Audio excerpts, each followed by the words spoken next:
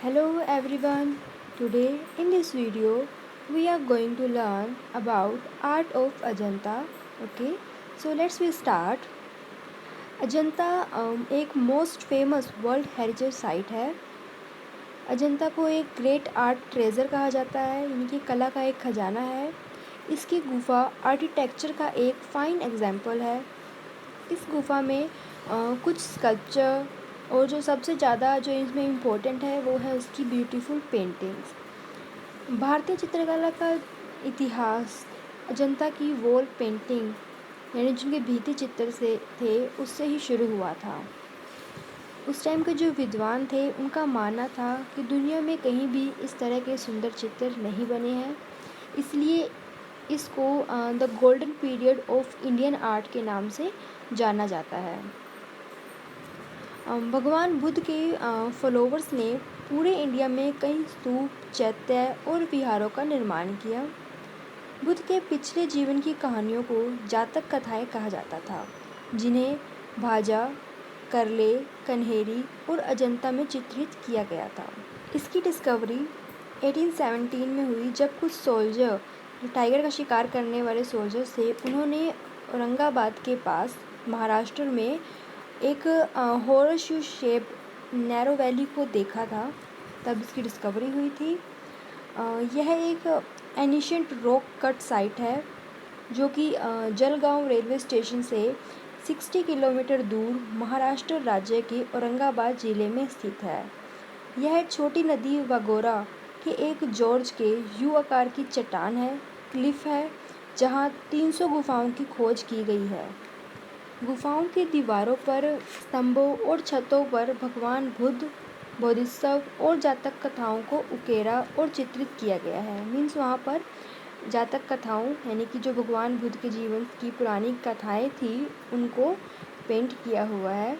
वास्तव में ये इसको हम कला का मंदिर यानी कि टेम्पल ऑफ आर्ट कहते हैं, जहाँ पर हम आर्किटेक्चर, स्कल्पचर और पेंटिंग के रूप में love, patience, worship, sacrifice, sympathy और पीस को भी देखते हैं। अजंता 2nd सेंचुरी बीसी और 6th सेंचुरी एडी के टाइम में पेंटिंग का एक मात्र जीवित उदाहरण था। इसमें 2 फेसेस थे। फर्स्ट फेस को हम हीनयान पीरियड बोलते हैं, जो कि 2nd to 1st century BCE का था। ओके, इस टाइम की जो अर्लीस्ट केव थी यानी कि 8, 9, 10, 13 और 15A, ये जो गुफाएं थी ये सातवाहन के शासन के दौरान चित्रित किए गए थे। ओके, इसके बाद जो था सेकंड फेज आया वो था महायान पीरियड। इसका टाइम था 4th to 6th सेंचुरी। इस टाइम में अजंता में काफ़ी ग्रेटेस्ट आर्टिस्टिक एक्टिविटी हुई थी। इस गुफा में पहली फर्स्ट फेज़ की 5 गुफाओं के अलावा जो बाकी 25 केव थी, 25 केव्स थी, उनको 4th to 6th सेंचुरी में वाकाटक वंश के शासन के दौरान चित्रित किया गया था, मीन्स पेंट किया गया था। इस टाइम के जो रूलर्स यानी जो शासक थे वो सातवाहन, वलतक और चालुक्य जो थे वो स्वयं हिंदू थे, लेकिन उन्होंने अपनी टेरिटरी में बुद्धिज़्म को अलाउड किया था। उन्होंने वहाँ पर बुद्ध से रिलेटेड पेंटिंग बनाने की मंजूरी दे दी थी। अब हम बात करते हैं केव्स के बारे में।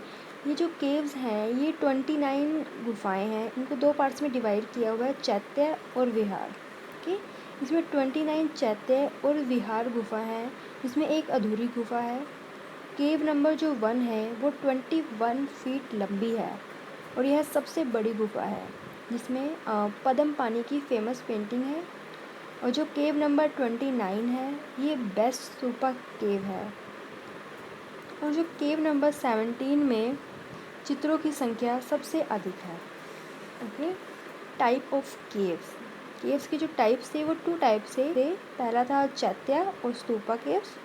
ये जो गुफाएं थी, चैत्य गुफाएं जो थी, ये वर्शिप और रिलीजियस डिस्कशन के लिए होती थी, मतलब यहाँ पर पूजा पाठ से रिलेटेड काम होते थे। ये जो गुफाएं थी ये थी 9, 10, 19, 26 एंड 29। ये सभी चैत्य गुफाएं हैं। इसके बाद जो गुफाएं थी वो है विहार केव्स, उसको हम बोलते हैं लिविंग केव्स। ये बुद्ध भिक्षुओं के रहने के स्थान थे। ओके, यहाँ पर बुद्ध भिक्षु रहा करते थे। Technique of Ajanta frescoes and mural. Okay, यहाँ के जो फ्रेस्को थे वो टेम्परा स्टाइल में किए गए थे, जहाँ पर उनको पेंटिंग करनी होती थी। जिस भी वॉल पर वो पेंटिंग करते थे उसकी सतह को टूल्स की हेल्प से बनाया जाता था। उस पर स्टोन पाउडर, कावडंग यानी गोबर, जो चावलों का बचा हुआ भूसा, उसको मिलाकर एक प्लास्टर बनाया जाता था, जिसको दीवार पर लगाया जाता था, जो कि 1/2 से 2 इंचेस की मोटाई का होता था।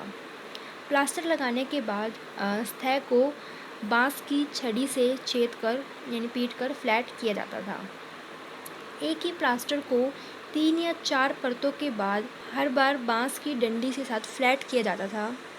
फिर सतह को चूने के पेस्ट की एक पतली कोटिंग के साथ तैयार कर लिया जाता था। इसके बाद इस पेंटिंग के सरफेस को तैयार करने के बाद उस पर रेड कलर से लाइन ड्राइंग की जाती थी। ये जो सतह थी अभी भी गीली होती थी। फिर इसके ऊपर ग्रे का एक कोट किया जाता था। इसके बाद नेचुरल वाटर सोल्यूबल के साथ पेंटिंग को कंप्लीट किया जाता था। फिर लास्ट में एक स्मूथ स्टोन के साथ इसकी पॉलिशिंग की जाती थी। लास्ट में ब्लैक और ब्राउन कलर के साथ फिनिशिंग लाइन को ड्रॉ किया जाता था। ओके, इसके बाद हम बात करते हैं कलर ऑफ अजंता की। जो पिगमेंट ऑफ कलर्स थे वो लोकल वोल्केनिक रॉक से आए हैं, जिसमें ग्रीन और ओकर बेसाल्ट से मिले हैं। बेसाल्ट यानी कि जो गहरी हरी या बादामी चट्टान जिसमें कई खड़ी परतें होती हैं, उससे हमें रेड और ओकर कलर मिलता था। वाइट को कहा जाता था कि वो चूना पत्थर व चौक से तैयार किया जाता है, और ब्लू हमें नील से मिला है। वहीं पर जो येलो, वर्मिलियन, टेरावर्ट और रेड यानी रेड स्टोन पाउडर का भी यूज़ किया जाता था। येलो रंग को कहा जाता था कि वो आर्सेनिक से तैयार किया गया है। इस टाइम में जो भी अजंता में पेंटिंग्स बनी वो सभी ब्लू, येलो, वाइट इन सब के मिक्सचर से बनाई गई हैं। लैम्प ब्लैक इस टाइम में सिर्फ ऐसा कलर था जो कि ऑर्गेनिक कलर कहा जाता था। कलर को एनिमल ग्लू और वेजिटेबल ग्लू के साथ बाउंड किया जाता था। इन रंगों को थिन ब्रश के साथ आउटलाइन करके यूज़ किया जाता था। पहले इसमें डल रेड के साथ लोकल कलर के साथ एक शेड दी जाती थी। बाद में शेडिंग की हेल्प से इसमें डार्क टू लाइट टोन डाली जाती थी। अब हम पढ़ते हैं डिफरेंस क्या है फ्रेस्को और म्यूरल के बीच में। जो म्यूरल है ये एक आर्ट वर्क है जिसको सीधा वॉल या फिर किसी सीलिंग यानी छत के ऊपर बनाया या लगाया जा सकता था। दूसरी साइड पर जो फ्रेस्को है वो म्यूरल का एक टाइप है जिसमें पेंटिंग एक दीवार पर की जाती है, जो कि हमें चूना पत्थर से बनाया जाता है।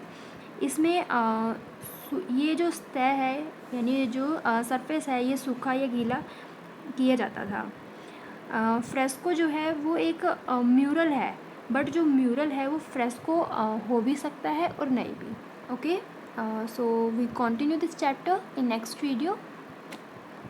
Goodbye, student.